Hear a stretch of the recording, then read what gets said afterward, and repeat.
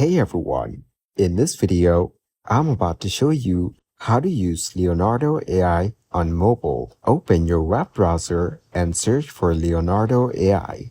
Click on the first link in the search results. Scroll down and review the main page of Leonardo AI. Tap on Get Started.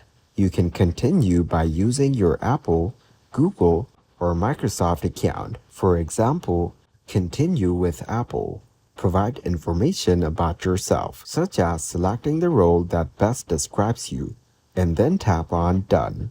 Once logged in, tap on the profile icon in the top left corner. Explore the options available.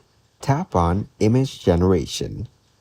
Enter a prompt, for example, a rabbit holding a carrot. Tap on Generate. Wait for the image to be generated. You will see the progress as it generates. Once generated, you can view and use the image. By following these steps, you can use Leonardo AI on your mobile device to generate images based on the prompts you provide. If this tutorial was helpful, please subscribe to our channel and like the video.